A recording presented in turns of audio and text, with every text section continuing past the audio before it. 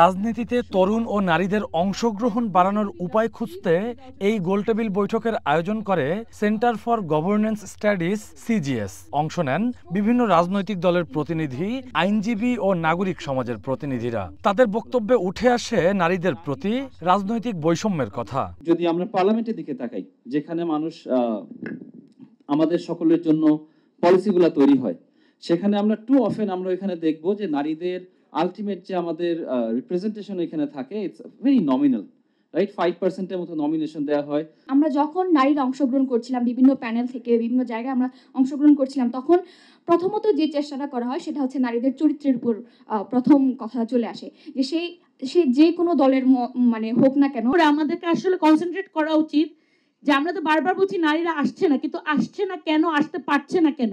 সংসদে সংরক্ষিত নয়, বরং অন্তত 100 আসনে সরাসরি নারী প্রার্থীদের প্রতিদ্বন্দ্বিতার বিধান করার দাবি জানান গণ অধিকার পরিষদের সাধারণ সম্পাদক। তবে নারীর ক্ষমতায়নের জন্য নির্বাচনী ব্যবস্থায় নতুন পরামর্শ দেন জাতীয় পার্টির মহাসচিব।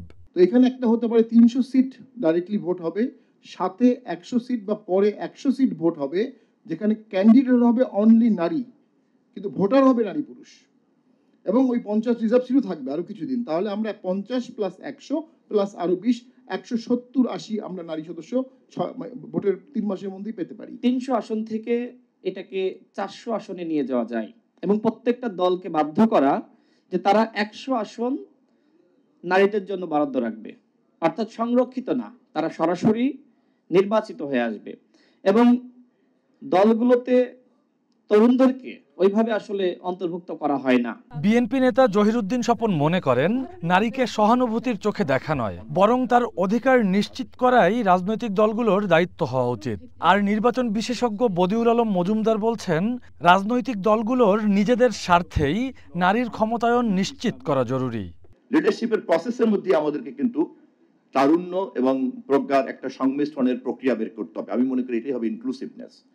যদি ডেমোক্রেসির মঞ্চে দাঁড়িয়ে আমি যদি অন্তর্ভুক্তিমূলক কথা বলার চেষ্টা করি, যা চিন্তা করি, তাহলে আমাকে এরকম একটি প্রায়োগিক সমাধানকে খুঁজে বের করতে হবে। ঠিক লিঙ্গের ব্যাপারেও তাই। The ball is in the political parties court.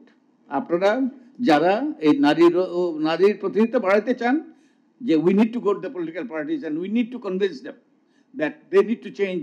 কারণ আমরা 5 বার এটা তুলেছি, 5 বার একাধিকবার আমরা এটা আলোচনা করেছি, কিন্তু we got no higher. Unfortunately patriarchy has one.